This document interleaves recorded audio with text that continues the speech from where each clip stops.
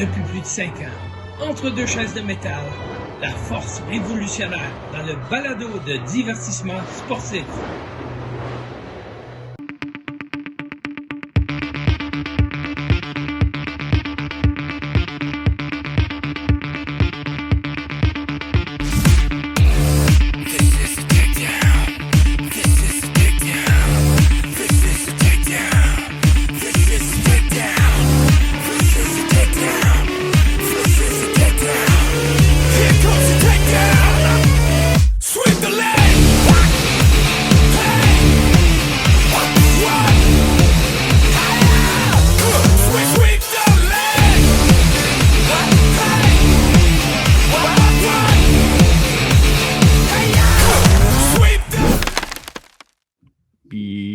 Podcast en deux chaises de métal, le podcast de lutte animé par moi, Marco, l'encyclopédie de la lutte au Québec, TJ Holiday.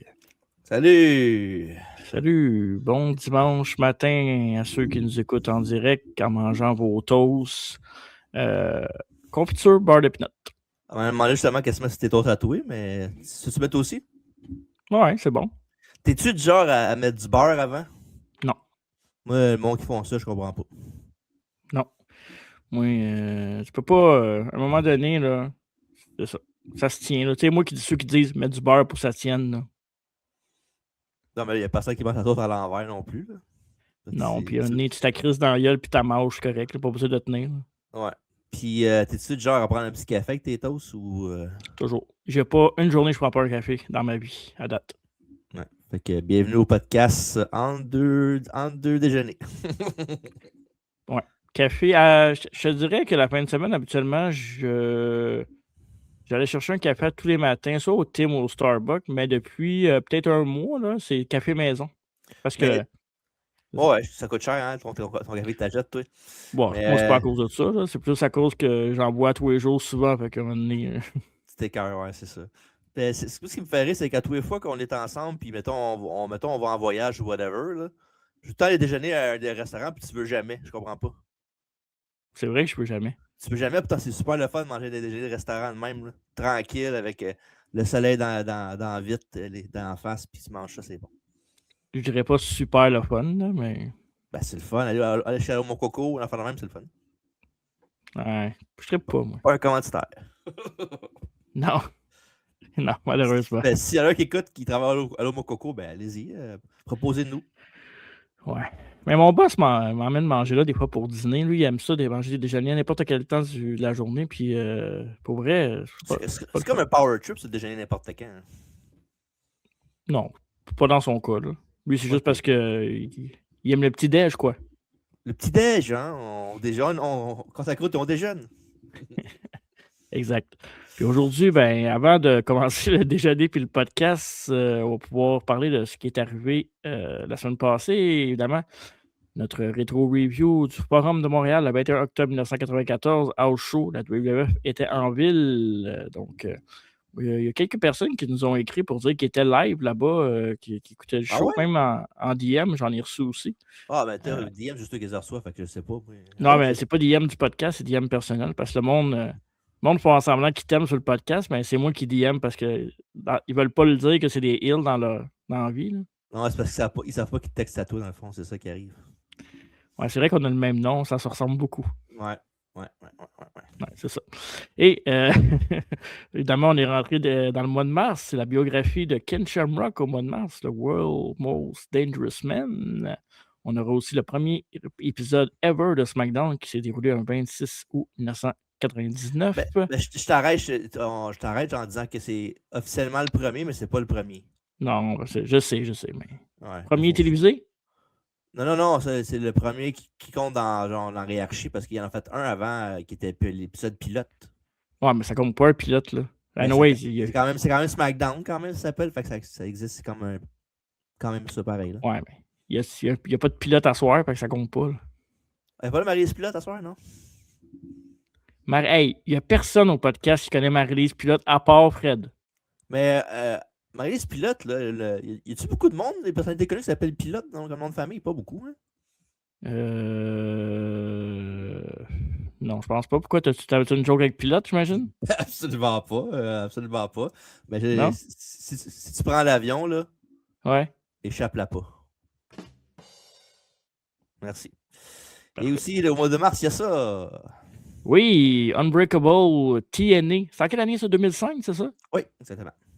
Voilà, avec le fameux combat Samoa Joe contre AJ Styles contre Christopher Daniel. Évidemment, il y a d'autres combats sur la carte. Et à travers la table, 20h30 en live sur Facebook, YouTube et Twitch à chaque semaine le mardi soir.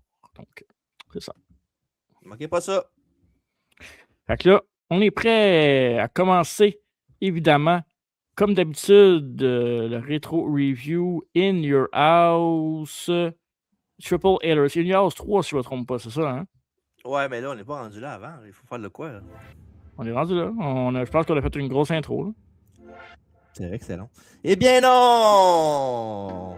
C'est dans le segment dans la vraie vie! Le segment. Je vais donner à Marco, c'est l'actu populaire. Antoine de Marco aujourd'hui qui est In Your House 3 Triple Header. C'est fort un petit peu, mon petit pit. Ouais, c'est vrai que c'est fort. C'est très fort, tellement que c'est tellement fort que c'est pas bon. Il y a juste toi et Fred qui aiment ça. C'est pas vrai, pas en tout. Il y a plein de monde à tous les fois sur Facebook qui disent on est dans la vraie vie. Juste toi et le grincheux de Pierre-Paul qui aime pas ça. Il est pas grincheux, puis pour lâcher tranquille. Il est comme toi, il est grincheux puis c'est un vieux chialeux. Bon, parfait. Fait que voilà. Es-tu prêt Non. à me dire son numéro 1 en Amérique du Nord? C'était quoi, mon cher ami? Avec ses choix suivants. Est-ce que c'est A, Take a Bow de Madonna? Est-ce que c'est B, Gangsta's Paradise avec Coolio? Ou est-ce que c'est C, No Diggity de Blackstreet? Qu'est-ce qu'il y a? C'est la chanson Digidor. Non, Non. c'est pas la tonne de No Mercy, non. C'est à quelle année, c'est 95? Oui, exactement, oui. Quel mois? Le mois de septembre, 24 septembre. On aime ma fête. Je vais dire Gangster Paradise.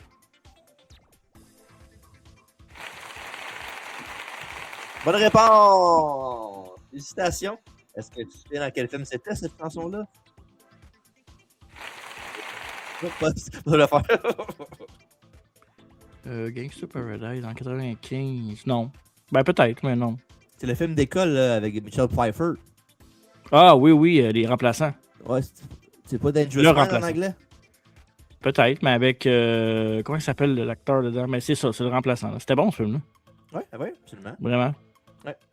Son numéro 1 au Québec, est-ce que c'est A, Où la route te mène de Daniel Lavoie? Est-ce que c'est Et la regarder de Laurent Jalbert? Ou est-ce que c'est C, J'ai le blues de vous de Marie-Carmen? Fuck off, si tu me ferais pas avoir. Marie-Carmen. Moi, je vote pas contre Marie-Carmen.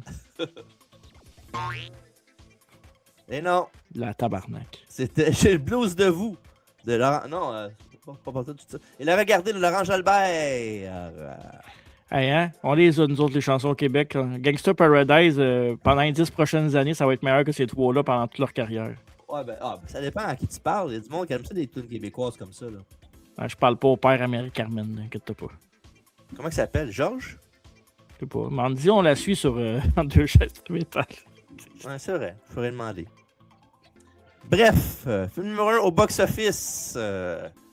Est-ce que c'est A, Casper avec Christina Ricci? Est-ce que c'est B, Seven avec Brad Pitt? Ou est-ce que c'est C, Jumanji avec Robin Williams? Je vais être Jumanji. C'est un gros film, ça. Absolument, un très gros film, un très gros bon film, mais... Et non, c'était Seven avec Brad Pitt et aussi Morgan Freeman. Un film d'auteur. Ah oui? Ben oui. Ben, quoi, comparé aux autres. Là. Quel auteur? 6 pieds, 7 pieds? Hey, t'es prêt, hein? On dirait quasiment que t'attends juste ça de faire une joke. J'étais à côté.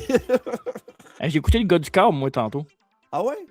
Ouais. C'est pas bon, le gars du câble, non? Ben, c'est un humour un peu noir, là. Il est plus freak que drôle dans le film, là, mais... Ouais.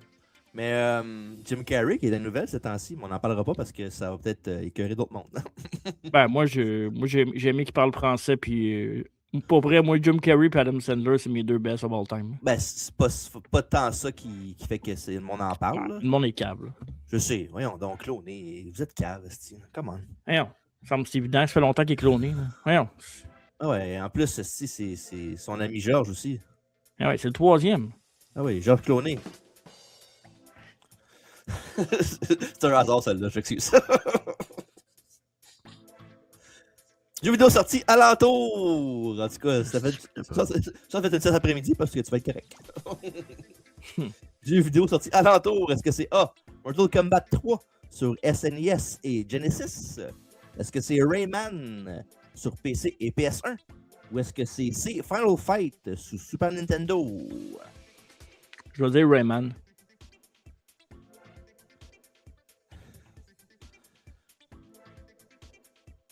OK.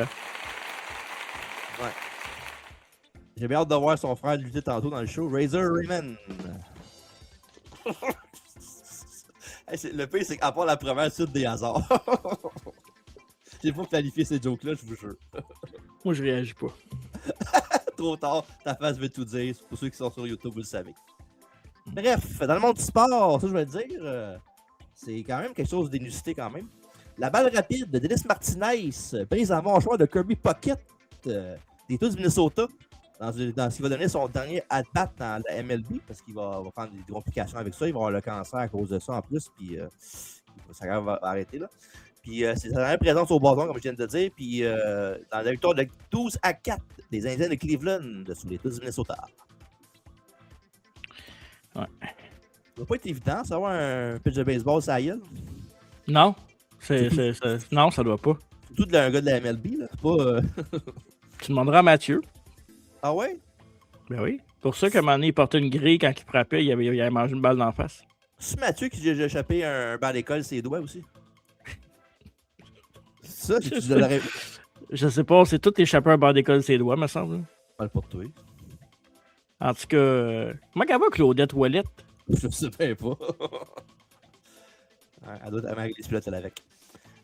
Puis voilà, dans le magazine du mois de septembre 95, Shawn Michaels qui est là, avec un Shadowed by a Psycho.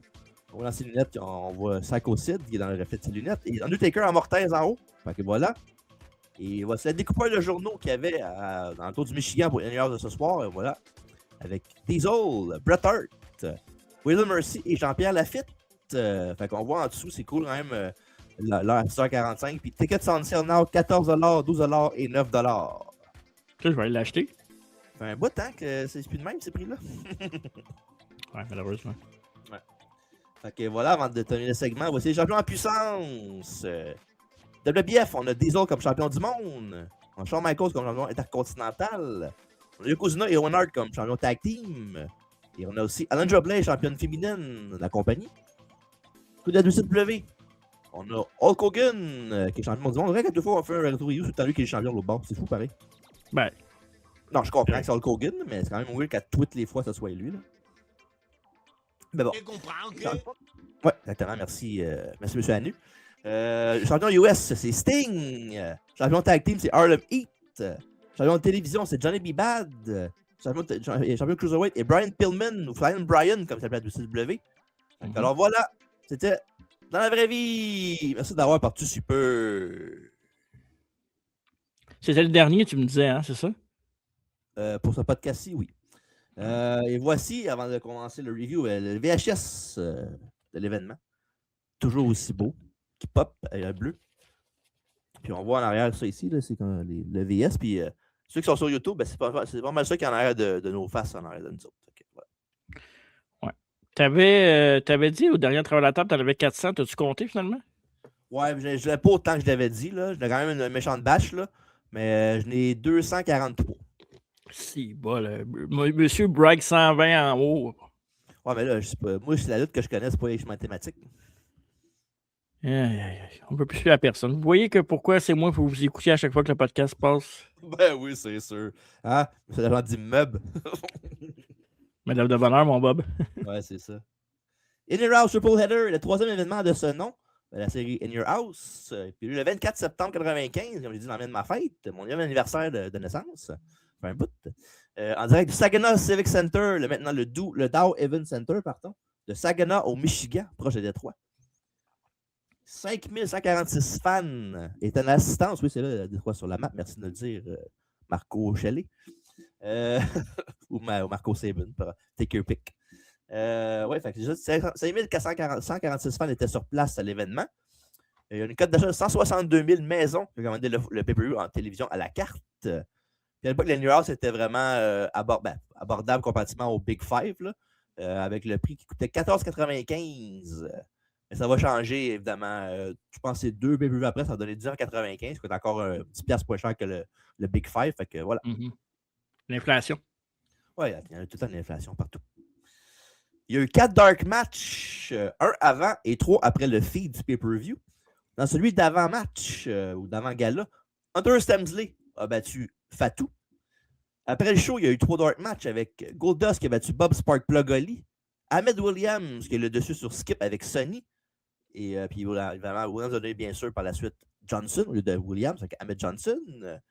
Puis Goldust n'avait pas débuté à la télévision encore, fait que c'est comme 2 dark matchs avec des nouveaux lutteurs à venir.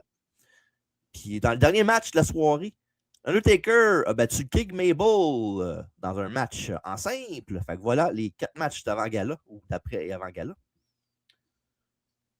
On commence avec ça sur la WWF, suivi d'une intro avec une narration de Todd Pettengill cette fois-ci. Fait que la voici, comme d'habitude.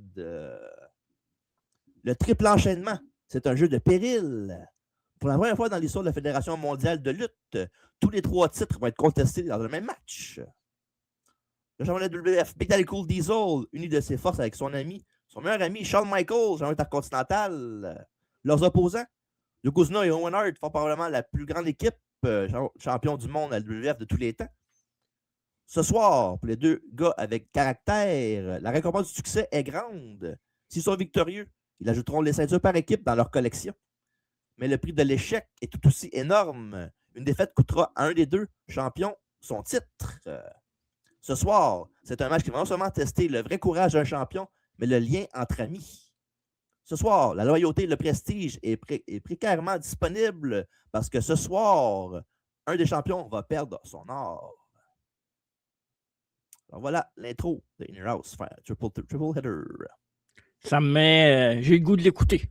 Ah, j'ai déjà fait. Ouais. Puis pour ceux qui sont sur les versions audio, ben là, sur YouTube, vous ne savez pas, mais quand je fais ça sur l'audio, ben je mets le backtrack du vrai pay-per-view. Puis je fais ça quand c'est l'audio, là. Puis fait que c'est comme si, mettons, moi je faisais Todd Pettengill, mais vous entendez avec la vraie musique. Fait que voilà. C'est toi, Todd Pettengill? I wish, je serais malade en crise. On a ensuite l'intro avec un montage vidéo avec la chanson du thème Inner House avec des séquences des 2 premiers événements dans ta maison. Après ça, le logo Inner House met une échelle devant la porte et monte dedans pour éventuellement rentrer par la fenêtre de force avec un peu de CGI de 95.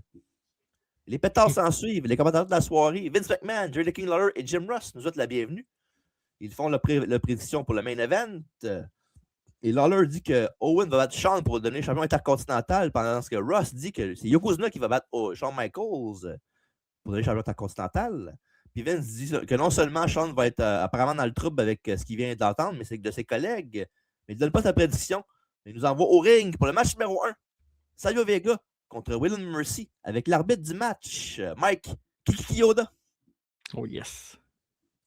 On voit une vidéo datant du 14 mai 1995 au premier Inner House avec un homme qui vient aider Razor Ramon contre Jeff Jarrett et le Roadie.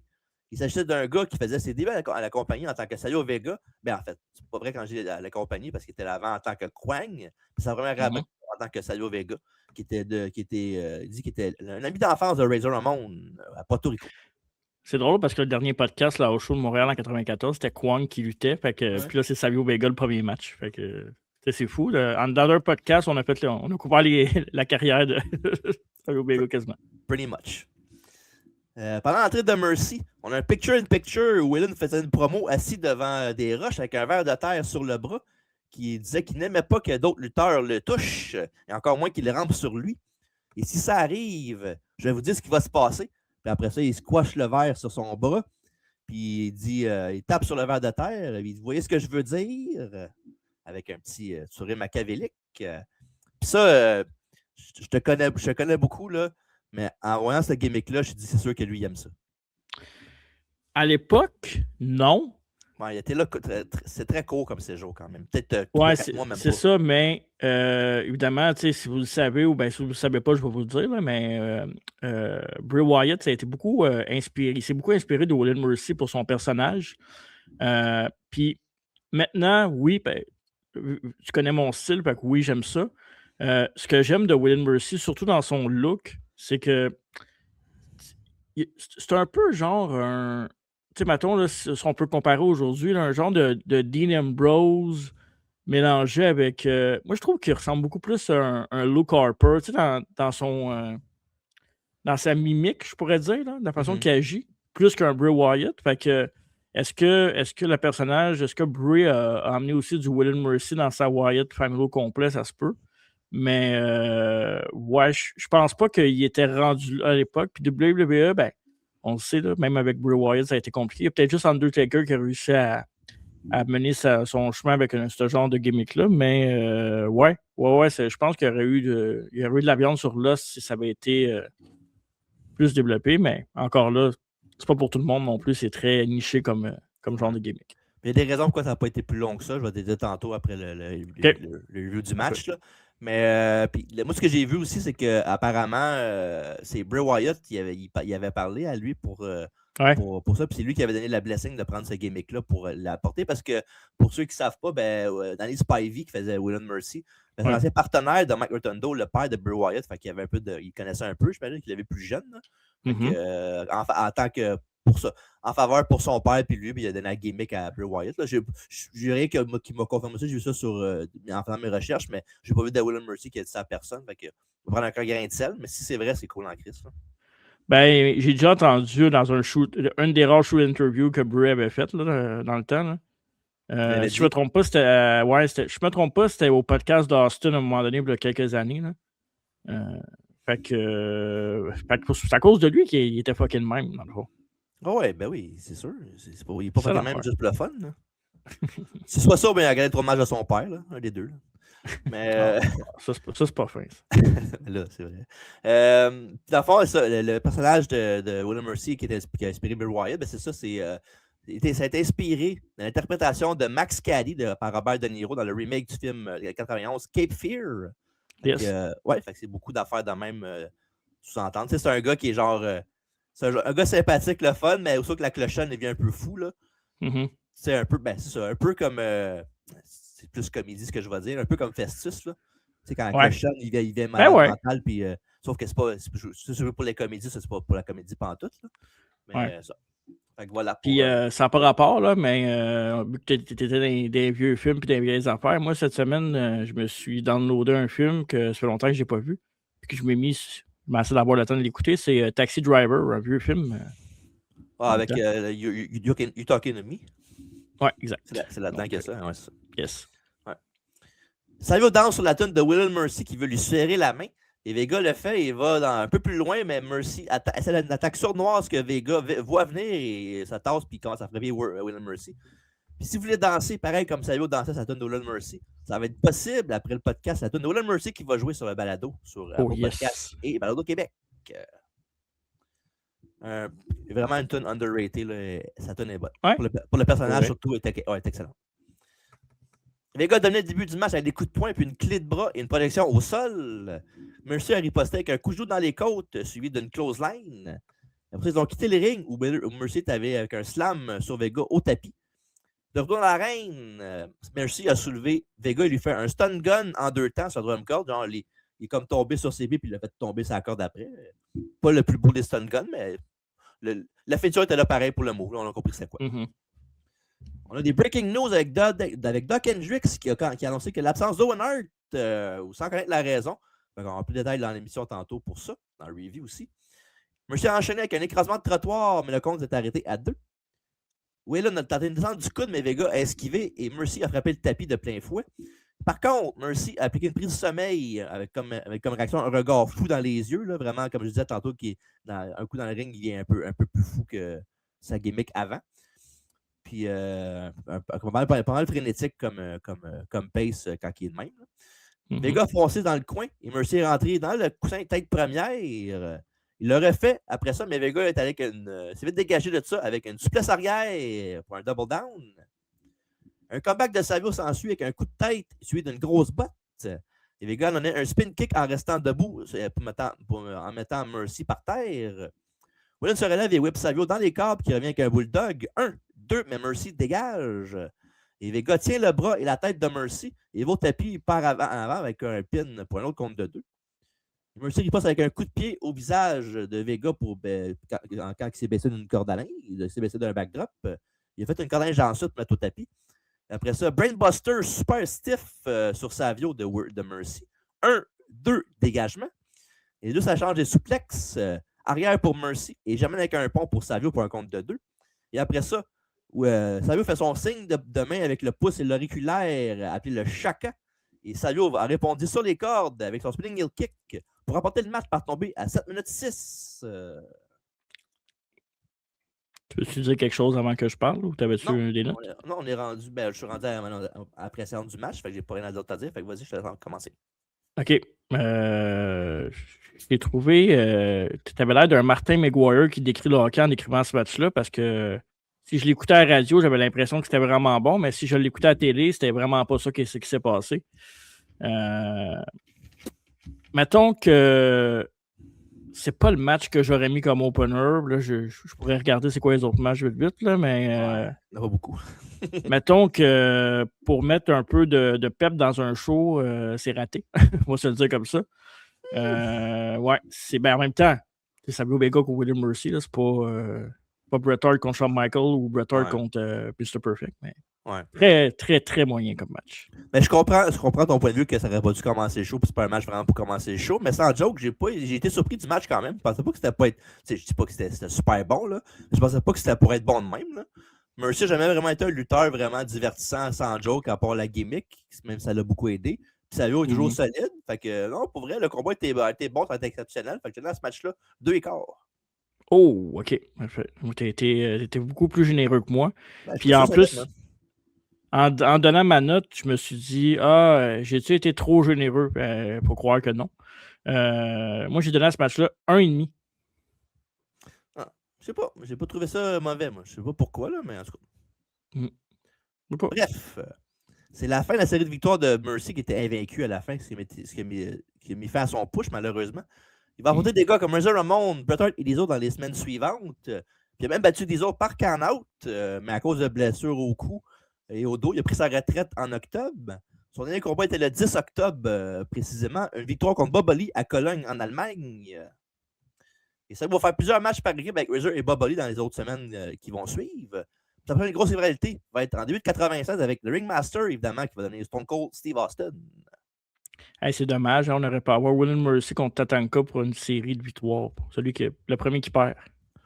Ouais, mettons. Backstage, le président de WWF, Garza Mansour est en conversation avec Jim Cornette, Yokozuna et M. Fuji. Plus Jim Cornette et les deux autres. Vu de même. Cornette a confirmé la présence d'Owen pour le main event. Mansour a dit qu'il ne le voit pas, même s'il dit que Cornette dit qu'il est là. Et Doc Hendrick a ensuite demandé à Gorilla si le match Triple Header aurait bien lieu. Puis Gorilla a assuré que ça serait fait ce soir, que Owen soit là ou non. Fait que Cornette m'a grillé un peu. Puis on va à l'autre prochain segment, qui est le match numéro 2. Psycho Sid avec Ted DiBiase contre Henry O. Godwin avec l'arbitre du match, Danny Davis. C'est fou pareil, hein, quand tu vois ce match-up-là, tu fais pourquoi? Ouais. Ouais, mais ça a du sens quand même. Ça a du sens. Ça tient à cause de la storyline, là, mais oui. Ouais, c'est ça. On voit que 2 semaines avant, à Superstars, Godwin a essayé de verser le contenu de son snub bucket sur Sid, qui a piqué une crise backstage en saccageant une poubelle de métal, entre autres. Après ça, on a montré que le mois dernier, la même chose est arrivée à DiBiase après que Ted a refusé d'engager Godwin dans la corporation. Et Henry avait travaillé pour lui en the side avant qu'il dise non pour rejoindre la corporation. Et finalement, le même week-end, à Superstars, c'est un peu de payback en faisant un powerbomb sur Godwin à l'extérieur du ring pour lui faire mal au dos. Fait que voilà. Henry a attaqué d'emblée en rentrant la tête de Sid violemment sur le tapis. Et Sid est resté et monté sur les prudes et Godwin l'a frappé avec une corde à linge depuis le tablier, l'envoyant au sol. Henry a suivi avec une souplex pour le remonter dans le ring. Henry a tenté un body slam, mais il a vendu son dos dû à la bombe puissante de Sid qu'il avait faite à Superstars. Et Sid l'a frappé avec un coup de genou pour le faire sortir en bas du ring. Après ça, le cinglé a ensuite donné un coup de manche double axe au début du tablier du ring sur Henry qui était à l'extérieur. Et Sid a répété la manœuvre une autre fois. De retour sur le ring, Sid enchaînait avec des coups de poing dans les côtes, suivi d'une forte projection dans le coin, dos premier de Henry Godwin. Et après ça, Sid enchaînait avec une prise de chameau pour travailler un peu le dos et le cou du fermier. Puis, calissement boring comme match à date. En tout cas. Ça, répéter la prise pour tuer la foule encore plus. Fantastique. Sid a chargé. Henry s'est tassé. Puis, Sid a pris appui sur les cordes et Henry a riposté avec un coup de poing dans les côtes. Et après ça, Henry a couru dans les cordes et a donné un coup d'épaule. Ça, Henry a porté son finisher, le slop drop, qui est un DDT renversé. Il a couvert Sid en prenant bien sûr de se placer du côté de Ted DiBiase. On va voir ce qui va arriver. 1, 2, DiBiase tire les pieds d'Henry Godwin. Shocking. Ben oui, on l'a. Incroyable. Surtout quand tu le vois jumper par les autres bords. Quand tu connais la lutte, tu le sens. C'est correct, c'est pas si grave. Il était voir Ted, mais de retour dans le ring, Henry a enchaîné avec des coups de poing. Puis il a couru le long des cordes et DiBiase l'a fait trébucher. La ne l'a pas vu. Et un powerbomb sur Henry plus tard. Sid le cinglé remporte le match par compte de 3. Et après la décision, Sid et DiBiase avaient chacun le saut de bout qu'Henry avait utilisé sur les deux dans les semaines avant. Et Bam Bigelow est intervenu, qui était maintenant plus dans la Corporation. Mais Kama, le Supreme Fighting Machine, est arrivé. Il l'a retenu. Et Sid l'a battu de coups pour avant que Kama le tenait. DiBiase voulait renverser le seau d'eau sur Bigelow, mais Henry a ramassé le seau qui était à la main de DiBiase, puis il a versé ça sur la tête. Puis dans la tête, il était furieux. Et les fans l'ont adoré. Et DiBiase avec la cochonnerie sur la tête est vraiment synonyme de la Corporation.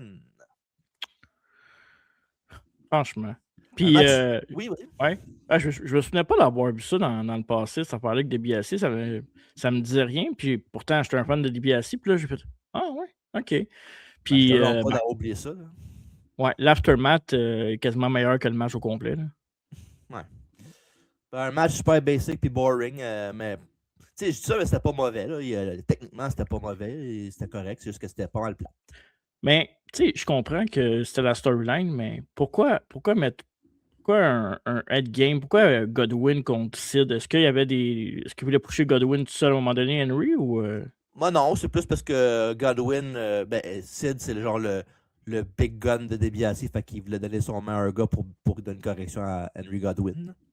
OK, plus dans ce sens-là, parce que ouais, sinon, pas très vendeur comme In Your House. C'était le joyau de la Corporation de Sid. OK. Fait que le match, toi... Ben ouais, c'est vraiment, vraiment, vraiment pas bon. Tu sais, il se passe rien dans ce match-là, puis honnêtement, ça commence très mal le choix à date, puis j'ai trouvé ce match-là plus faible que l'autre, fait que j'ai donné un écart. OK. C'est plus généreux quand même. Là. Ouais, j'ai trouvé ça, à peu près comme toi, là, c'est moins que l'autre match d'avant. Fait que j'ai donné à ce match-là 1 et 3 quarts. OK. Ben au moins, on est constant dans nos notes que... Ouais. C'est ça. C'est ça. Pour la prochaine semaine, Sid va être arrivé avec Razor Ramon, tandis que Henry Godwin va être en feud avec Hunter Stamsley prochainement. Une entrevue en coulisses de Grand Monsoon a eu lieu, pendant laquelle Jim Cornette se plaignait, of course. Rien qui change. C'est Doc Hendrix qui m'a l'entrevue. Et Monsoon a dit à Cornette qu'il fait soit convaincre Yokozuna de défendre les 5 titres tout seul contre Diesel et Shawn Michaels. Évidemment, Cornette n'était pas content de ça. Puis il y a eu l'option aussi de trouver quelqu'un d'autre pour aider à défendre les titres à Yokozuna. Puis Cornette s'est demandé c'est qui pourrait bien trouver si proche du match comme ça. Puis Monsoon a répondu qu'il avait le temps de chercher un partenaire s'il partait tout de suite au lieu d'argumenter avec lui. Fait que voilà. Puis Cornette, avant de partir, il a demandé est-ce que l'entente marche toujours là, si je cherche quelqu'un d'autre. Puis il dit ça, Monsoon a dit oui. Fait qu'il a dit OK, je vais trouver quelqu'un. C'est comme ça que le segment se termine. Tu pourrais trouver un partenaire à condition que tu partes tout de suite. Ouais. Mais oui. On chiale beaucoup là, sur Cornette, là, puis on dit qu'il chiale beaucoup, mais Cornette, il n'est pas tellement loin de la vérité, là, souvent. Là. C'est une joke que je disais. Là, parce que, non, mais oui, il en met plus que le client demande, puis des fois, ben, il veut choquer, fait que il va un petit peu. Il dépasse la ligne. Là, mais tout le monde qui parle de lutte, les anciens lutteurs, les managers, Ils disent tout au moins la moitié de ce qui est tout le temps vrai. Là. C'est pas des fois, c'est qu'est-ce qu'ils rajoutent avec qui déplaisent au monde. Là, mais souvent, ça vient de bonne place. Là, mon plaisir coupable ces derniers temps, là, c'est quand le coach, Jonathan Coachman, est avec Vince Rousseau à son podcast. Là. Ouais. Les deux sont ensemble. Puis, coach, il est souvent. Il a son émission à Busted Open à 2h. Là. Puis, tu sais, lui, des fois, il dit des scoops, puis il dit, mettons, tu sais, ça n'arrivera pas pour. Plus, ça arrive. Quand il le dit, il a tout le temps raison, là, quasiment. Là. Puis, parce qu'il dit, je sais comment c'est fait en dedans, même si c'est une nouvelle administration, il n'y a rien qui a changé, ça va rester pareil, blablabla.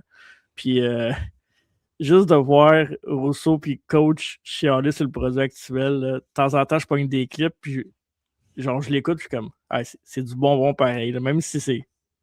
Des fois, ils exagèrent un peu, mais d'autres fois, ils n'ont pas tort. Pour vrai, c'est divertissant, ce fuck. Là. Puis juste Vince Rousseau, quand il parle, tu le sais, là, quand il en a parlé avec nous autres, puis hey bro, voyons, bro, le gars, il a aucun talent, bro. Si tu trouves rien pour ce temps-là, tu devrais te faire renvoyer. Ouais. T'imagines si Cornette et Rousseau se parleraient, mettons. Là. Oh! C'est bon comme podcast, ça. J'écouterais. Ça serait long aussi, par exemple.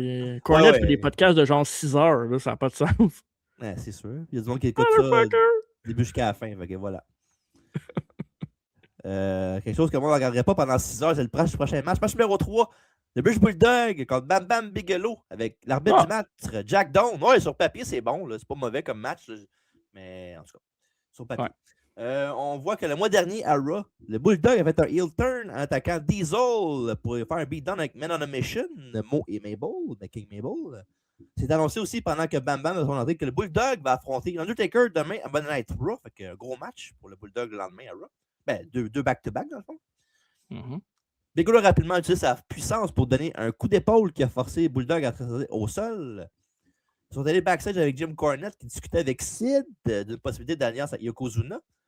Et Bigelow a projeté Bulldog au sol avec un bras à la volée, suivi d'un body slam. Bigelow s'est enlevé du chemin. Bulldog, s'est enlevé du chemin d'une descente du coude de Bam Bam. Le Bulldog a ensuite fait un chin lock à Bigelow. Après s'être tassé d'un coup de boule de la bête de l'Est, le Bulldog a donné la charge avec un autre, avec une suplex, pardon. Après ça, Bigelow s'est relevé avec 2 cordes à linge, puis est tombé par le centre de la même corde après que le Bulldog s'est abaissé la corde quand il est arrivé. Bigelow est resté dans la game pareil, a porté un souplex au Bulldog, l'entrejambe en premier par le centre de la même corde. Le Bulldog est bien placé pour Bammer, qui ont dit à la troisième corde, il a porté un flying headbutt, mais le compte s'est arrêté à 2. Et pendant que Bigelow demandait une explication à l'arbitre, le Bulldog a ensuite fait un chop block à l'arrière du genou de Bigelow pour le mettre au tapis. Davey Boy Smith a enchaîné avec un travaillant à la jambe gauche de Bigelow. Et après quelques temps, Bam Bam est revenu à la charge avec un Insiguri. What a maneuver, dit Vince, of course. Et le Bulldog a appliqué une crabe de bâton à une jambe. Et Bigelow s'est dégagé de ça pour faire un peu d'offense sur son opposant. Bigelow a chargé, mais Bulldog était prêt à lui donner un coup de genou dans les côtes pour 2. Il a ensuite fait un autre chin lock à Bigelow. Bam Bam s'est relevé et a approché le Bulldog dans l'autre coin du ring. Le Bulldog a tenté un body slam, mais Bigelow était trop pesant pour lui et il tombe sur le Bulldog pour un compte de 2 avec un petit dégagement de chien britannique. Le Bulldog a tenté une souplex, mais Bigelow s'est assis sur lui, suivi d'un headbutt en tombant. Bigelow est remonté sur la troisième corde et a tenté un saut de lune. Mais il n'y avait personne dans la piscine. 1, 2, mais kick-out de Bam Bam in extremis. Mais pas longtemps après ça, le Bulldog a porté son power slam en courant pour remporter la victoire sur Bigelow après 12 minutes 2 d'action.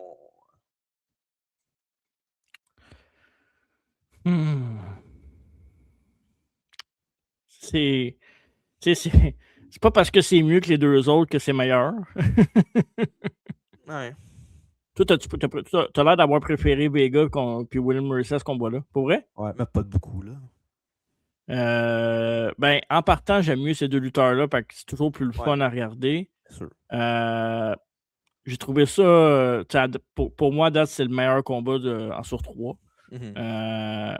Je pense que ça aurait pu être mieux. J'ai l'impression que la seule affaire qui manquait dans ce match-là, c'était la chimie. Parce que on dirait qu'ils l'ont cherché pendant 12 minutes et qu'ils ne l'ont jamais trouvé. Mais il y a quelques flashs, mais pas tant non plus. Fait que j'ai donné à ce match-là 2 écarts. OK.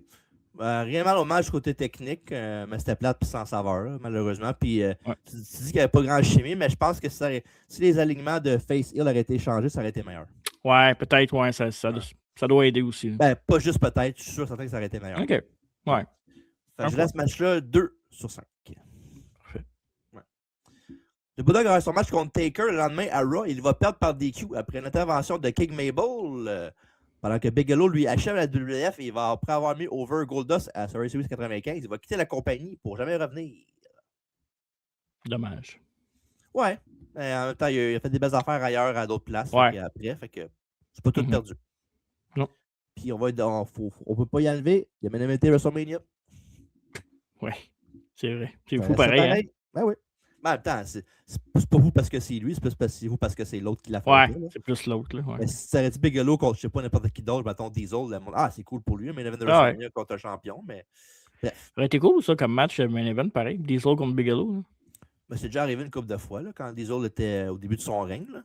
Ouais. Non, mais. Pas au début de son règne, mais je veux dire, au début quand il a fait son face turn. Là. OK. Ouais.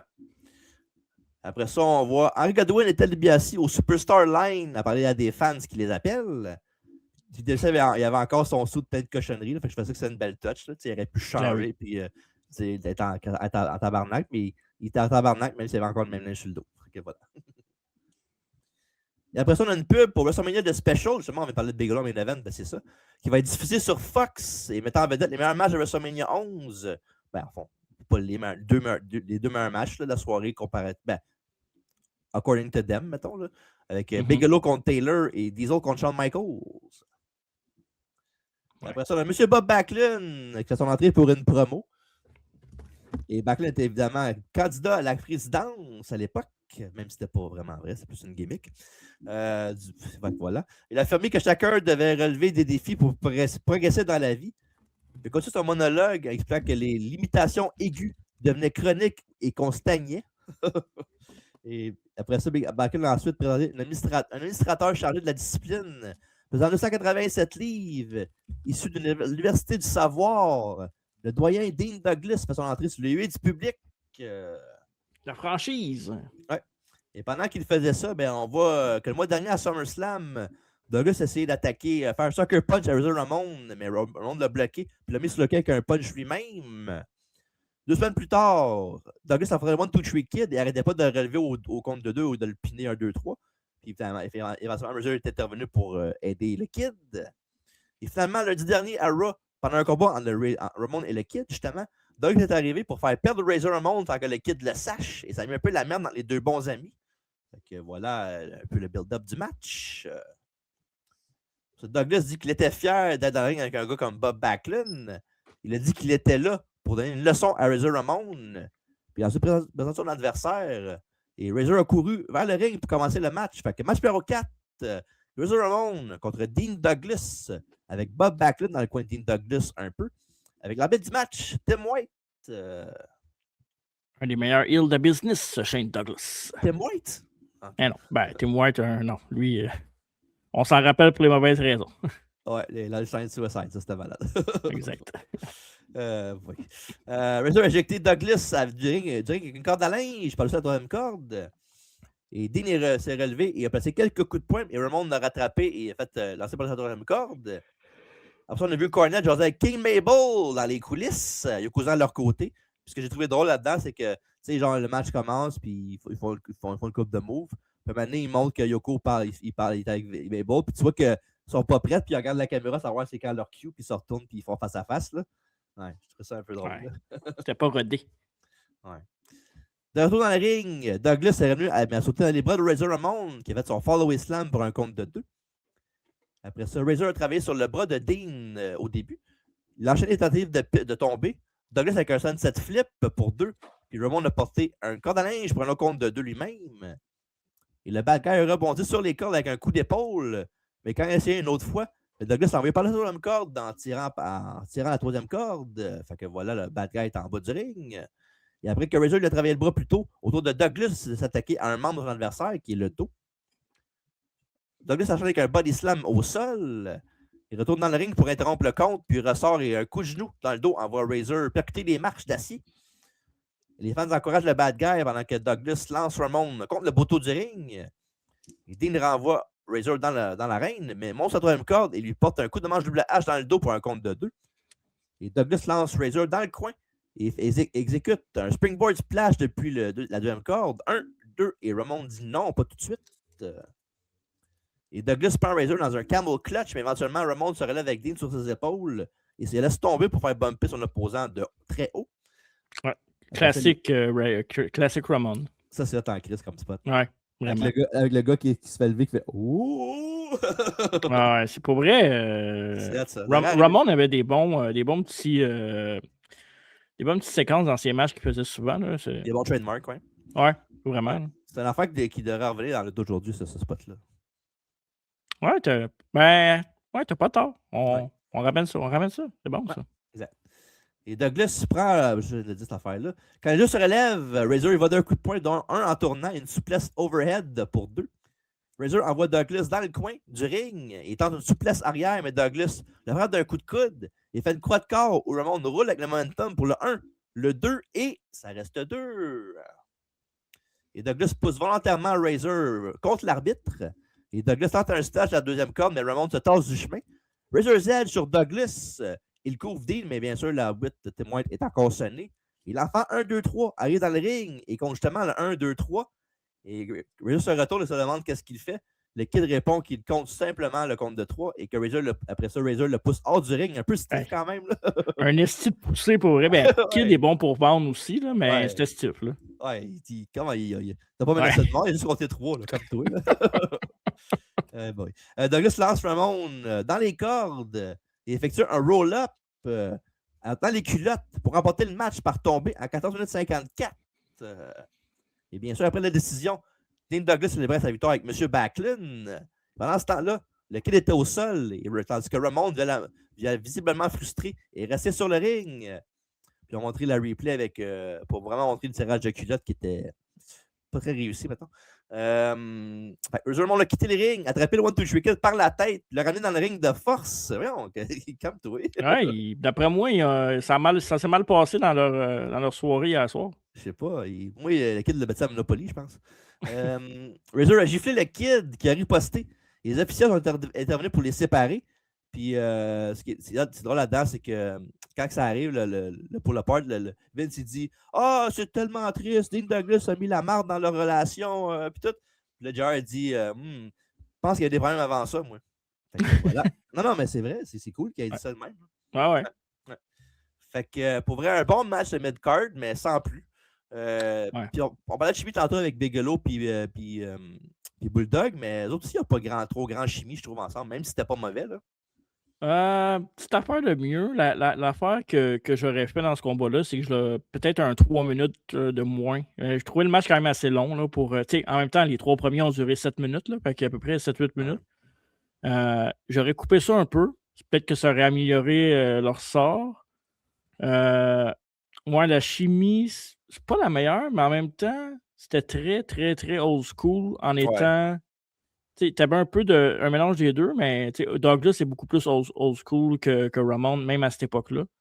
Pas trouvé ça dégueulasse. Il y avait place à amélioration, je pense, dans ce combat-là, mais somme toute correct. J'ai donné à ce match-là 2,5. Ouais, même note pour moi. Ouais, parfait. Fait que voilà, 2,5 pour les deux. Après cette victoire-là, ça met Douglas en ligne. Le prochain intercontinental le mois prochain, In or Out contre Shawn Michaels. Il va remporter la ceinture, mais après un forfait d'HBK, après l'instant de Syracuse.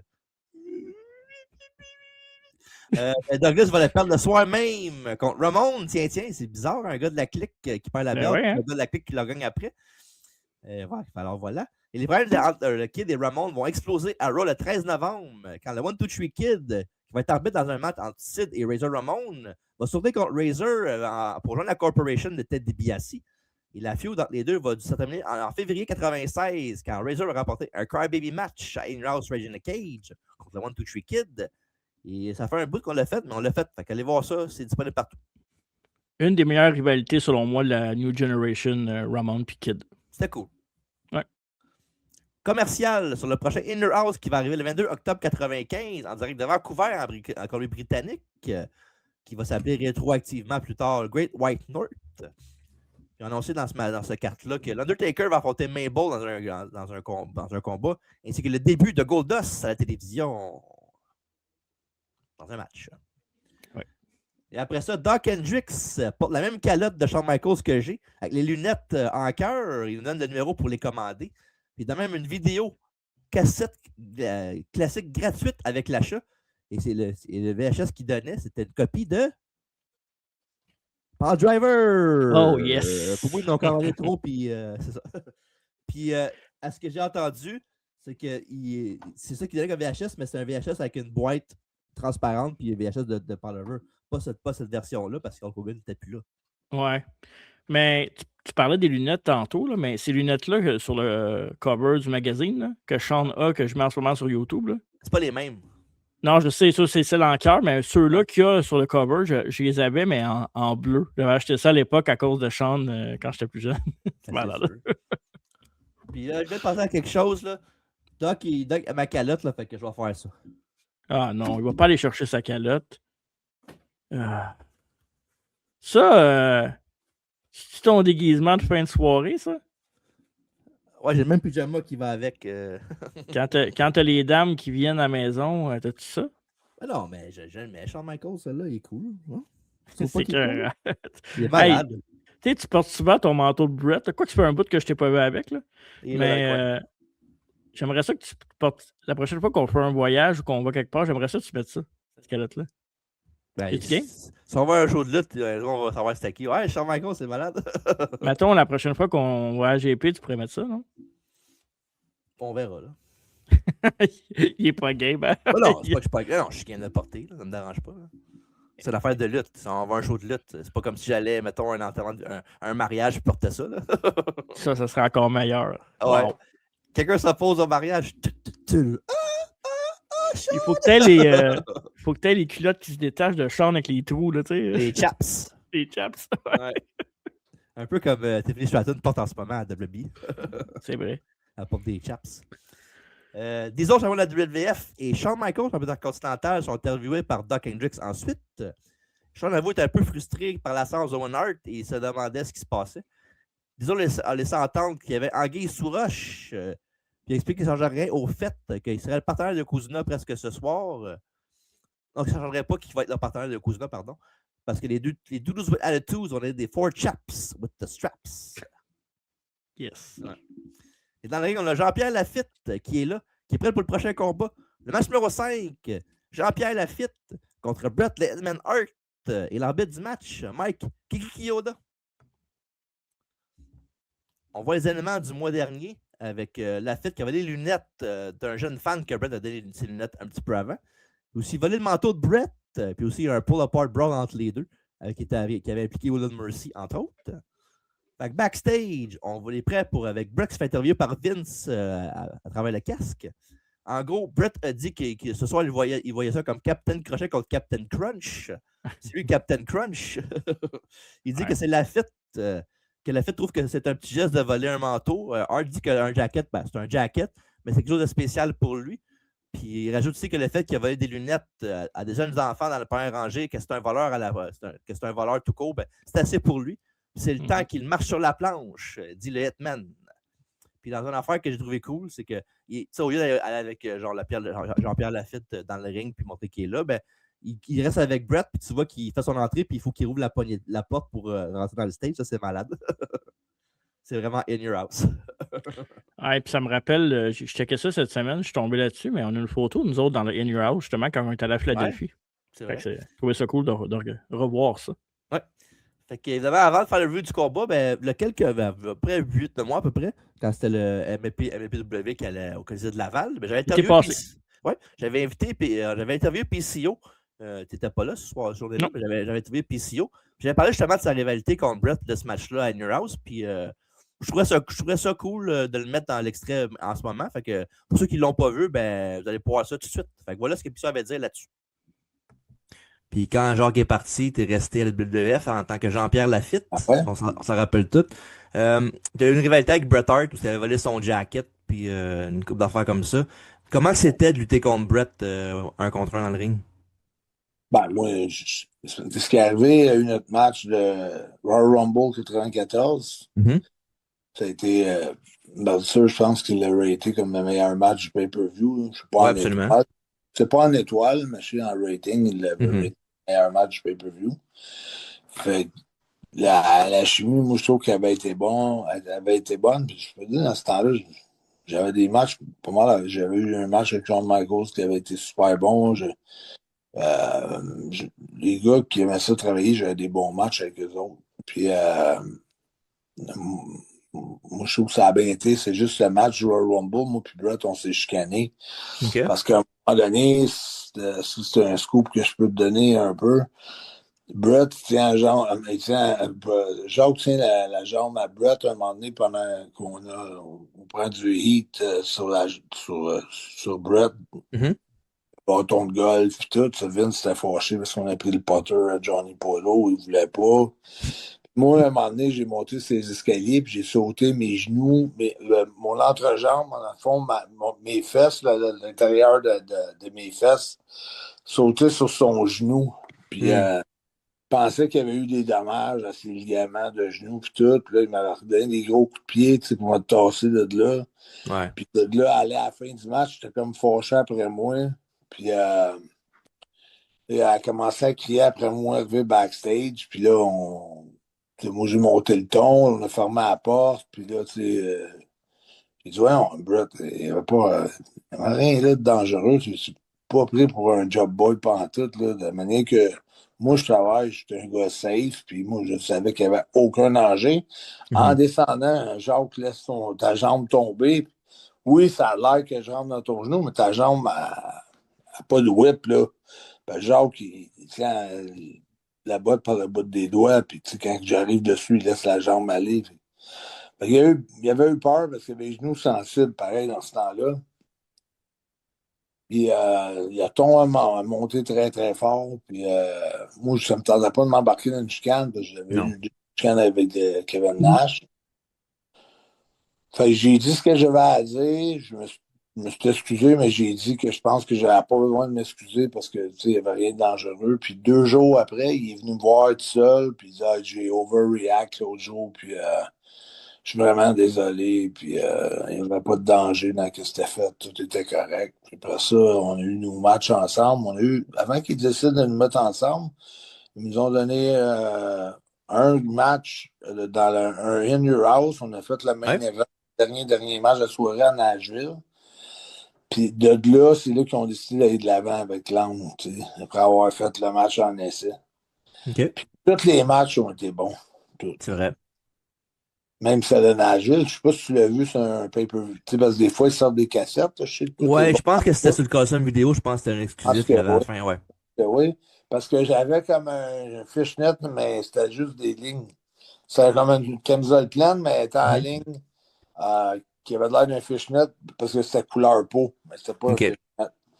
C'est le même j'ai reconnu le match pis tout, mais je l'ai reconnu aussi pour d'autres raisons. Là, c'était pas comme les autres matchs. Mais à partir de là, parce que ils nous ont vraiment testé, parce qu'ils nous ont mis le dernier match de la soirée.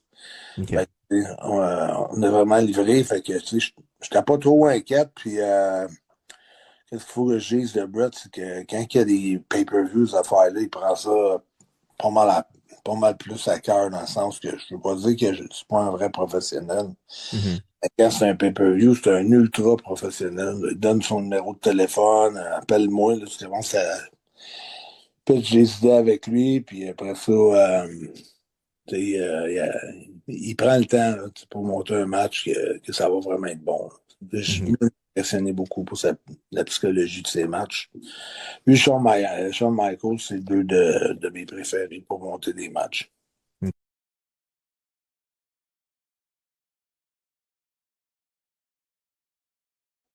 C'est tout? Y avait-tu d'autres choses? Non, c'est tout. C'était juste l'extrait. Ouais. Ça a coupé vite. Mais 2 affaires que je retiens là-dedans, c'est je trouve ça quand même nice que ben, tu sais, on le voit puis on va le faire le match là, dans pas long. Là. Ouais. Puis à chaque fois qu'on fait un review de pay-per-view, de peu importe c'est quoi le show, c'est toujours Brett quasiment qui est toujours des meilleurs matchs parce que oui, c'est un des meilleurs lutteurs, mais comme il dit PCO, il prend ça au sérieux. Je trouve ça le fun que, un peu comme nous on fait, un peu comme les lutteurs indie font, ils s'appellent, ils se textent des idées et tout ça. Puis Brett, ben, tu sais, quand c'est des shows, on sait que les lutteurs télé, WWE, WWF, souvent, ils montent ça dernière minute dans le ring, puis c'est fini. Mais Brett, qui l'appelle au pay-per-view, c'est quand même nice pour un Québécois de dire, ben là, moi, je parlais avec Brett au téléphone, je montais mon match. C'est puis nice, c'est quand même nice aussi. Bon, c'est pas de secret que tu connais l'histoire de la lutte par cœur, surtout dans ces années-là. Quand même nice de se faire dire par PCO, tu l'as sûrement déjà vu, je sais que tu connais ça. Là. Ah ouais? c'est quand même fou, pareil, d'entendre ça dans un extrait. Là. Puis le pire, c'est que j'avais déjà vu pour vrai.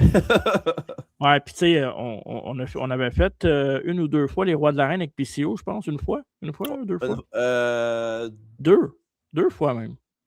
Une fois, je pense. Juste une fois. OK, peut-être. Peut-être une fois, mais puis à un moment donné, dans ton knowledge de lutte, il avait capoté là, quand on a fait le quiz et tout ça, il avait fait comme voyons, il connaît tout. Puis on avait jasé avec une vingtaine de minutes après le show, c'était cool ça aussi. Ouais, c'est pour vrai, PCO. Je pense pas qu'il y a beaucoup de fleurs dans le monde de la lutte québécoise, mais il n'y a pas autant de fleurs qu'il mériterait, je trouve.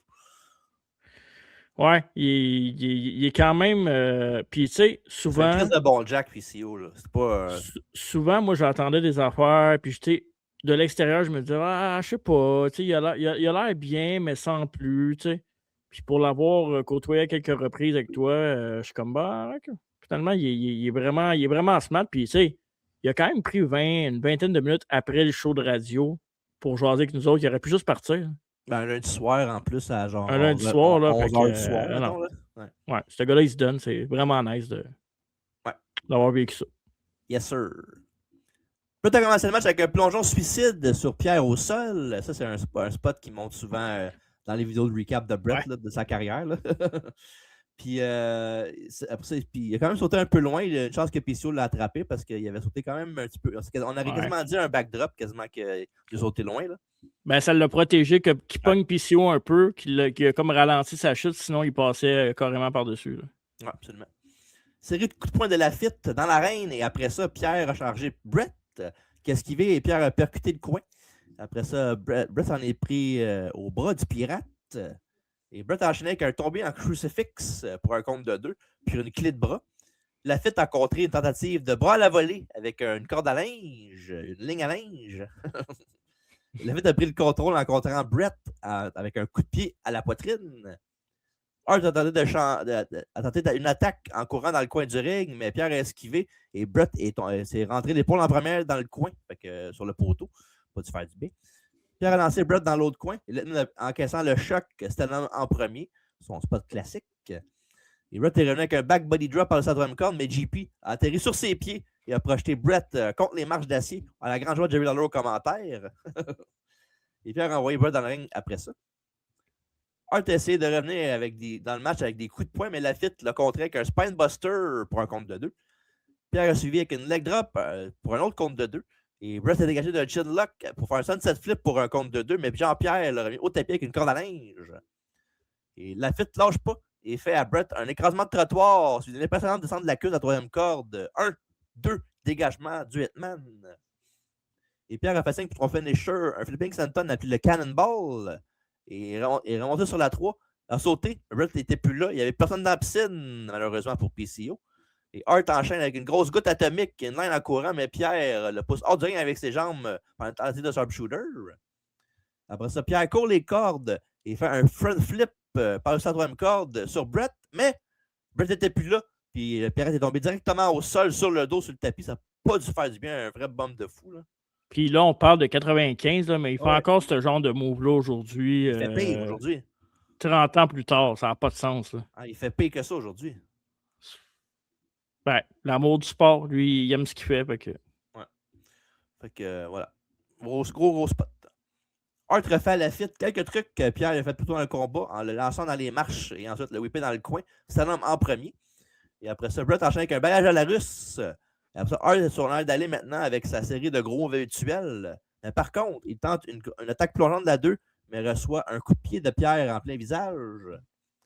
Et après ça, Lafitte soulève Brett sur ses épaules. Il exécute un senton roulant à la Mr. Kennedy pour un autre compte de 2. Ben, c'est vrai, lui qui faisait ça. Ah ouais, non, correct. Ouais. J'ai la référence. Et Brett envoie Jean-Pierre dans le coin du ring, mais Pierre lève le genou à la poitrine de Hart qui tombe et Pierre obtient un compte de 2 en mettant les pieds sur les cordes pendant le pin. Après ça, Brett enchaîne avec un saut chassé, puis un bulldog, mais le bulldog ne marche pas parce que Pierre le projette dans le coin du ring encore une fois sur le bump du sternum. Après ça, coup d'avant-bras de Hart qui fond après sur la fitte, qui se tasse et Brett fait une imitation de Spider-Man dans sa toile. Spider-Brett.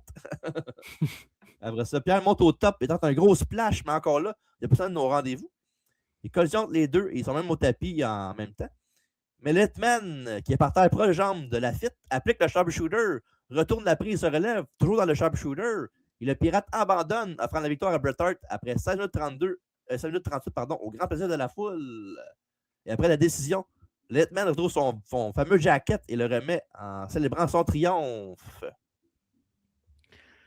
C'est quand même un bel accomplissement, même si c'est en Jean-Pierre Lafitte, puis c'est pas en PCO, en Pierre-Carl Ouellet, que tu sais, un match de 16 minutes dans un In-Your-House pay-per-view, si on veut, contre Brett, c'est pas rien. Là. Non, absolument. 16 minutes, c'est beaucoup. Là. C'est écœurant, là. Pour vrai, c'est. Tu sais, faut que tu aies fait quelque chose de bien dans ta carrière pour avoir mérité ça, je pense. Là.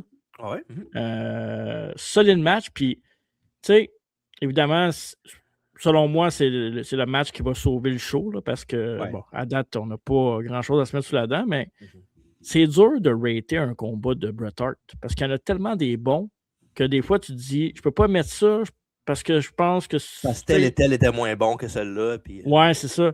Mais tu n'as jamais, je pense, un combat en bas de 3. Ouais. Parce qu'il faut le contexte aussi du show, puis du genre du match, du genre de placement sur la carte, puis où ce que Bret est dans sa carrière. Plein d'affaires qu'il faut que tu m'en donnes de compte là, quand tu fais ces ratings. Ouais. Parce qu'il y en a tellement des bons combats. Fait que, je suis quand même curieux de savoir, toi, ce que tu as donné en étant un Ultimate Bret fan. Ben, pour vrai, je trouve que c'est un vrai hidden gem, un vrai joyau caché, là, pour vrai. Puis si vous n'avez pas vu ce combat-là, allez le voir tout de suite, ça va la chance. Là. C'est vraiment du gros travail avec les deux lutteurs. Fait que allez voir ça si vous n'avez pas vu ça. Puis ce match-là, il est écœurant pour vrai. C'est juste que malheureusement pour ça, c'est arrivé à un New House. Puis pas que tout le monde s'en calisse, mais pas loin. Oublié un peu aussi. Là, puis... Fait que pour vrai, très très bon match entre les deux. C'était très fort. Fait que je laisse ce match-là 3 3/4. Oh, parfait. J'ai donné à ce combat-là 3 3/4 aussi. Donc, ouais, excellent combat. Que je me souvenais pas tant. Je me souvenais du match que ça avait eu lieu, mais tu sais, move par move, je m'en souvenais pas. Puis j'ai agréablement été surpris de ce combat-là. Puis non, solide combat. Bravo, PCO. Ouais. Puis Bret Hart, je te dis pas bravo parce que tu es toujours bon. Okay. C'est ça. Puis, fait qu'allez le voir si vous ne l'avez pas vu. Ouais, ça vaut la peine. Le prochain gros combat de Bret sera en novembre à Earth Series quand il va affronter le champion de WWF Diesel. Il va gagner ce soir-là la ceinture pour devenir champion pour la 3e fois à l'époque. Et pour la fitte, il va perdre le match retour contre Bret le lendemain à Raw. Il va quitter la compagnie tout juste avant Earth Series 95. Dommage. Est-ce que c'est-tu la dernière fois qu'il était à WWF? Ouais, hein? Non, il est retourné en 98 avec Jacques. Ah oui, c'est vrai, t'as raison. Ouais. Donc, il avait feudé avec les Godwins, entre autres. Là. Ouais, c'est vrai. Ouais. Il est de avec Doc Hendricks, Jim Cornette, M. Fuji Yokozuna et le partenaire de ce soir pour remplacer Owen Hart, le British Bulldog. Ah ouais. Et Cornette dit qu'il a cherché pour la meilleure solution, mais il avait en son lit tout ce temps-là, dans sa propre écurie. Puis il dit quand même, si le Bulldog a déjà lutté une fois ce soir, ça n'empêchera pas le fait qu'il peut faire la job et gagner le combat pareil. Et après ça, il y a Monsoon qui a officiellement approuvé, pour ce soir seulement, bien important, que le Bulldog était une moitié de par équipe avec Yokozuna. Et Cornette a confié maintenant avoir beaucoup plus de confiance en lui et en son équipe. Il a dit que Gorilla ne plus jamais le mettre dans un coin comme ça, tout le monde. T'es pas content. Et on a ensuite l'apparition d'Alundra Blaze qui est là, présentant le t-shirt In Your House Triple Header. Fait que sur une féminine monte des chandails. Fait que pas bien qu'elle est partie à WCW un mois et demi après. Ouais. Exact. Ouais. Puis, fait que ça. Puis ce qui est drôle là-dedans, c'est que j'ai écouté le VHS là, pour faire prendre mes notes. Parce que après ça, j'ai écouté la version du network. Puis sur la version VHS, ben, il y a la promo avec Cam Cornette, Yokozuna et tout ça. Puis tout de suite après ça, c'est Yokozuna qui fait son entrée. Puis c'est genre vraiment comme si genre il se téléportait d'une place à l'autre. parce que je dis, Chris, je vais le dire dans mon review. Puis j'ai checké sur Netflix, puis sur Netflix, l'affaire de Ninja Blaze est là. Je ne le dirai pas d'abord si l'affaire de Ninja Blaze est là, parce que c'est la version que le monde va écouter si je décide d'écouter le podcast, là, vu que c'est plus disponible que VHS. Là. Je trouve ça drôle. Tout le temps, je pensais que sur le VHS, c'est la version qu'il y avait sur le network, mais c'est vrai que non. C'est drôle en plus que tu parles de VHS parce que l'autre jour, notre ami Patrick Lozinski, entre autres Mystery Wrestling, il montait le show de Mystery, puis il a fait une story où il écoutait un tape VHS de TNA. T'as-tu vu de cette story-là? Ouais, c'était pas genre Jarrett et Steiner, mettons, qui était là. Ouais, c'est ça. Ouais. Cool. C'était pas TNA, c'était WCW, ça, ce match-là, je pense. Hein? Non, c'était TNA. Je pense que c'était TNA, c'était marqué Sacrifice en arrière, me semble. Ouais, c'était TNA, t'as raison. Ouais, fait que je trouvais ça drôle quand même. Ouais, cool. Match numéro 6. Si écoute le podcast, c'est vraiment les VHS, je suis preneur. Match numéro 6. Yokozuna et le Rich Bulldog avec M. Fuji avec Jim Cornette contre Bill Cool Diesel et Shawn Michaels, le Heartbreak Kid. Le championnat mondial, intercontinental et tag team avec l'arbitre du match, Earl Hebner. Puis le combat a été annoncé tout après SummerSlam 95 à l'émission SummerSlam Plus par le président par intérim, Gorilla Monsoon. Et à part quelques back and forth au micro en les participants et leur entourage, il n'y a pas eu vraiment de build-up. Il n'y a pas eu de match entre les genre, il n'y a pas eu, mettons, Diesel contre Owen ou Yoko contre Shawn. Fait que pas vraiment de build-up pour ça. Ouais. En même temps, as-tu vraiment besoin de ça? C'est un match que tu peux quand même vendre sans build-up. Là. Ouais. Puis ce combat-là était l'idée de Pat Patterson backstage. Toujours cool. Et bien sûr, les règles sont simples. Si Diesel et Shawn Michaels gagnent le match, ben, on est champion par équipe. Mais si, mettons, Shawn et Diesel se font piner, ben, ils vont perdre leurs titres respectifs. Ça veut dire que si Yokozuna fait, mettons, abandonner Diesel, il va être le nouveau champion de la WWF, mais Shawn va toujours rester champion intercontinental. Fait qu'il y a du danger, là. Côté qui est faible, tu peux faire l'affaire que Shawn et Diesel ont déjà des problèmes. Fait que peut-être que Diesel, s'il voit que Shawn est dans le trouble, il n'ira pas l'aider, comme ça, il va garder sa belt, puis son ami va perdre son titre. Fait que, tu sais, en bout de ligne, ça n'arrive pas, là. Mais c'est pas une mauvaise idée de booking, quand même, de build-up. Tu vas pouvoir me corriger, mais ça, c'est arrivé quelques années plus tard avec Austin, Triple H, Kane Taker avec l'Intercontinental Tag Team pour la World, non? Ouais, mais je pense que on avait les mêmes ceintures, je pense, dans ce temps-là. C'était Triple H qui avait l'Intercontinental puis la Tag Team, puis Austin qui avait la World puis la Tag Team. Puis ils ont défendu toutes les belts pareil, non? Je sais pas, mais Triple H a perdu contre Jeff Hardy, leur pogné. C'était quoi? C'était Judgment Day, ça, non? Ou Backlash? Je pense que c'est Kane qui l'avait battu. Il avait battu Triple H, puis Austin, il avait gardé la belt après que Taker soit parti, là. Après que Triple H soit blessé, là. OK. Parce que j'avais l'impression qu'il l'avait défendu dans le même match, là. Bref. Non. Je penserais pas. Peut-être, ça se peut, mais je pense pas. Peut-être parce que les tag team Talos, peut-être, n'étaient pas en jeu ou vice-versa, tandis que dans ce match-là, toutes les belts sont en jeu. Ouais, c'est ça. C'est ça la nuance. Ouais. Michaels a commencé le combat contre Davey Boy Smith, Shawn esquivant quelques prises puissantes qui a mené un backdrop suivi d'une corde à linge par le sa troisième corde, projetant Davey hors du ring. Et bien sûr, Shawn revient en skin de cat. Et Yokozuna s'est jeté contre Michaels, mais Diesel l'a frappé pour le sortir de l'arène avec une grosse botte. Et Michaels s'est moqué de la pose de sumo de Yokozuna, puis ils ont simulé une confrontation de sumo entre les deux. Sauf que Michaels a glissé sous les jambes de Yokozuna, mais ce dernier a arrêté sa course avec un coup de coude à la tête. Puis j'ai adoré ce spot-là, c'était malade. Ben oui, c'était malade, là. Wow. Ouais. Avec Yoko qui est genre, what? Ok, on va le faire. Et puis, yes. Après que Yokozuna a effectué un slam, il a donné un elbow drop, mais Michaels a esquivé et Yoko a percuté le match-là.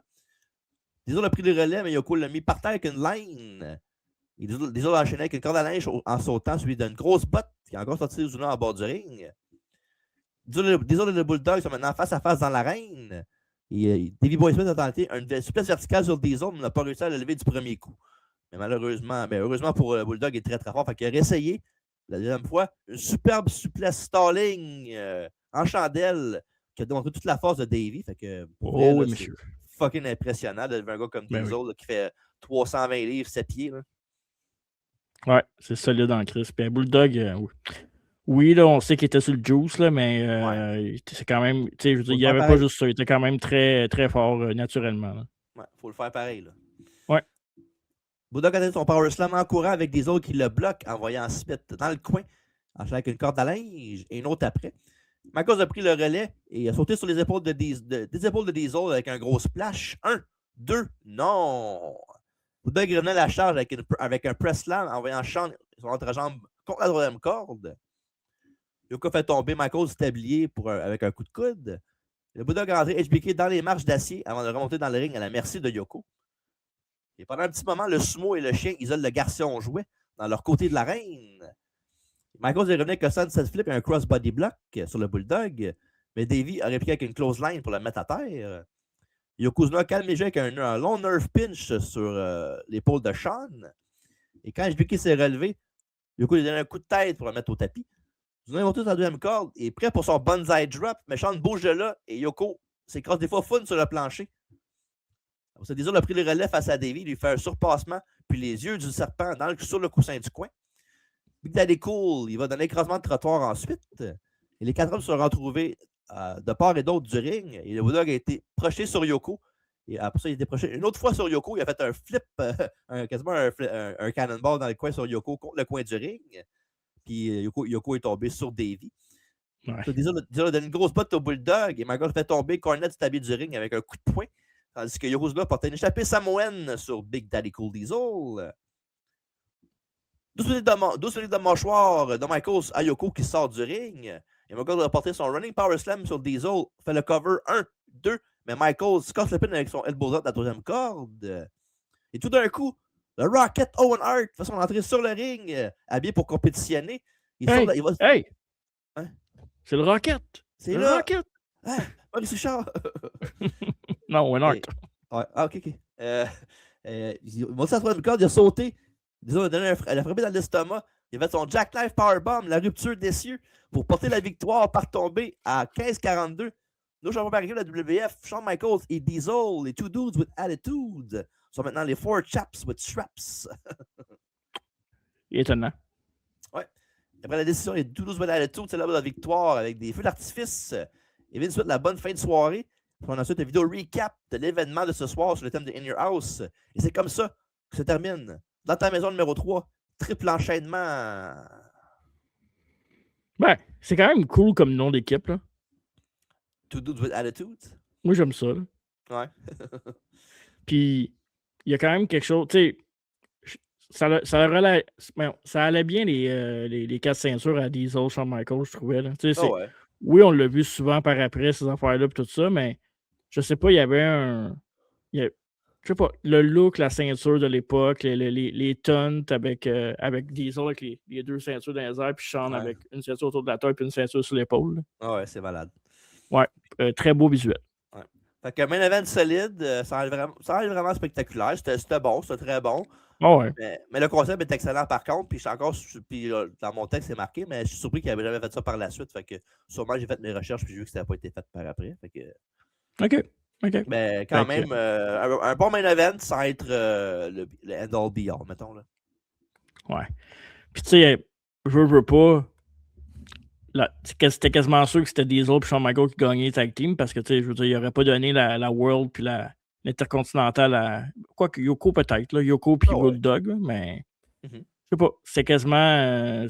Même à l'époque, c'était quasiment sûr que c'était ça le résultat. Mais ouais, c'était intéressant. J'aurais aimé mieux avoir Owen et Yoko ensemble dans le match. Là. C'est sûr. Ça aurait été plus divertissant. Là, mais... La note? J'en ai 3,5. Ah, je vais en faire moi aussi. 3,5. Ah, les 3 derniers matchs, hein, on s'est suivi. Ouais. Puis même les 3 premiers matchs, on a à peu près le même nombre d'affaires. C'est ça. Quand que le gars, quand on a genre une note plus haute, ben le match d'après est plus bas, pareil comme l'autre. C'est ça. On se fait du sens. Ouais. Puis pourquoi Warner est arrivé à la fin, justement, du match? Il a raté le début du match anyways parce que sa femme, Martha, avait donné naissance à sa fille Athena la veille. Fait qu'il était à Calgary pour l'accouchement. Fait qu'il a fallu qu'il prenne l'avion pour Saginaw, Michigan pour le spectacle, ce qui expliquait son retard à l'événement. Fait qu'ils ont décidé d'inclure ça dans le storyline. Fait que pourquoi pas? Fait que, oui. Athena, c'est la fille de Owen Hart? Ouais, Athena Ember Moon, c'est sa fille. Ouais. OK. Ouais. Le règne des 12 Attitudes va même pas durer 24 heures parce que vu qu'Owen Hart n'était pas légalement l'homme légal du match, n'était pas qualifié pour ça. C'était déclaré qu'Owen Hart et Yokozuna restaient seulement par équipe grâce à l'avocat de Jim Cornette, Clarence Mason. Yes. Ouais. Tandis que Shawn et Diesel devaient remettre leur titre ce soir-là, même s'ils avaient regagné les ceintures après le forfait. Mais les Smoking Guns avaient battu Yoko et Owen Hart pour donner champion par équipe. Alors voilà. Ouais, un show qui a commencé sur les chapeaux de roue, qui s'est bien terminé. Ouais, les 3 derniers matchs étaient quand même assez solides, surtout les 2 derniers. Là. Ouais.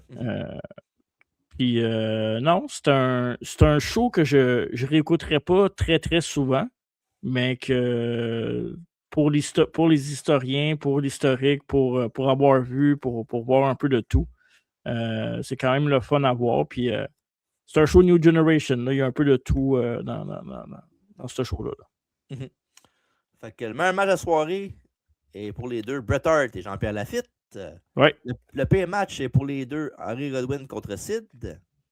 On a-tu mis ça les deux? Ben, moi, je sais que c'est ça. Toi, c'est ça? Il me semble que oui. Il me semble que j'avais donné. C'était pas Mercy? Non, t'avais mis ça un peu plus que ça. Ah ouais, le deuxième, ouais, t'as raison. Ouais. Fait que voilà. Et la note du show. Vas-y. Ouais, c'est dur à noter. J'ai donné 6 à ce show-là. Ah. J'ai donné à In House Triple Header la note de 5.5 sur 10. Ouais, j'ai hésité. Je pensais que tu avais une meilleure note que ça. Moi, là. Une meilleure note? Non, moi, je pensais que tu avais une meilleure note que la tienne, j'étais sûr. Ah, non. J'ai hésité longtemps entre 5.5 puis 6. Mais ouais, j'ai préféré. Tu sais, les 2 derniers matchs étaient vraiment solides. Puis ils m'ont convaincu. Là, puis Douglas Razor, c'était pas si pire malgré tout. Là, ouais, c'était pas si pire. Fait que, tu sais, ça dure quoi, 1h45. Fait que c'est pas un mauvais. C'est pas long. C'est pas trop, ça n'avait pas écouté maintenant un show de lutte. Vous pouvez regarder un vieux show de lutte classique, whatever, ça n'a pas trop écouté. Ben, In House, on ne peut pas vraiment se tromper, là, vraiment, avec ça. Là. C'est ça. C'est pour ça qu'on les fait souvent aussi. Des fois, ça nous donne des breaks de gros shows aussi. Là. C'est léger, puis ça s'écoute bien. Fait que, voilà. Exact. Fait que voilà. Il est rendu où, ça, le review-là? Il est dans le rétro bizarre. Fait que voilà, rapidement, les derniers rendez-vous, puis les prochains au podcast. Le dernier podcast qu'on a fait, évidemment, c'était le rétro review du Forum de Montréal, le 21 octobre 1994 à Montréal. Évidemment, c'était le match de retraite de Jacques Rougeau. Un de ses matchs de retraite. Après ça, la biographie du mois de mars, c'est Ken Shamrock, l'homme le plus dangereux du monde à cette époque. Le premier SmackDown, le deuxième, parce qu'évidemment, il y a eu le pilote, on le sait. Officiel, le 26 août 1999. On va avoir TNA Unbreakable 2005 avec le combat Daniel Styles et Joe Three-Way. À travers la table, 20h30 chaque mardi, YouTube, Facebook et Twitch, avec les invités, la lutte moderne, entre deux collections et tout ce que vous aimez. Et évidemment, après ça, on se dirige tranquillement pas vite vers WrestleMania Season. C'est vrai, un certain sens. Mois d'avril. Ouais. En mois d'avril. Ne te découvre pas d'un fil. Pourquoi qu'ils disent ça? Je sais pas, mais c'est fatigant. Okay. Mais il n'y a pas au mois d'avril, ça veut dire une semaine de 4 jours, ça. Ah ouais? Ben oui. Y a-t-il une version genre plus adulte de Pâques? Tu as sûrement une joke là-dessus, j'imagine? Genre ex-Pâques? Non. Trop tard, est fait. Moi, je sais que la religion, c'est pas ma tasse de thé. C'est pas ma tasse de thé comme la toune, mais c'est pas ça, non. C'est pas ça que je voulais dire. C'est Yoko Locas, ça. Tu connais pas ça? Ah, ok. Non, classique. Non, je mais ouais, c'est ça. Ouais, j'ai toujours aimé ça, écouter le film de Moïse puis les 10 commandements, moi. À chaque année, je l'écoute. C'est pas comme Banner, ça? Ouais, tu mets ça à 3 et à 4. Là. Ah, ok, ouais, c'est parfait. Mais, puis, cette année, Pâques, c'est le 6 avril? 7 avril? Un lundi. Attends, est-ce que c'est le 6-7 avril, c'est ça? 6-7 avril? Puis, moi, j'ai un show de musique la veille de Pâques. Ben, le dimanche de Pâques, en fait. Ah oui, c'est quoi ton show de musique? 2 Feet. Ah, ok. Encore. Je suis allé voir l'année passée, puis il revient cette année. Ben, t'as le droit. Si t'aimes ça, tant mieux. Ça pourrait être payé, ça pourrait être le... Loud? Ouais, c'est ça. Ça pourrait être loud, ouais, justement. C'est drôle parce que c'est le contraire de la musique que je voudrais entendre, ça, c'est loud. Je voudrais que ça soit plus low. C'est ça, exactement. Parfait. Sur ces blagues pas drôles, on peut nous envoyer à faire dodo. Ils sont très drôles. Arrête de me niaiser. Bref, ça va être là pour le podcast aujourd'hui. In-House Triple Header numéro 3. Fait qu'allez voir ça sur le network, sur Netflix. Il est venu la semaine prochaine pour une autre biographie. La biographie de Shamrock, probablement. On n'est pas sûr encore. Ça va sûrement être ça. Peut-être. Restez à l'affût. C'est possible, c'est possible. Et à travers la table mardi. Fait que manquez pas ça. Et d'ici là, c'est très important, n'oubliez pas la maison. Allez, bah!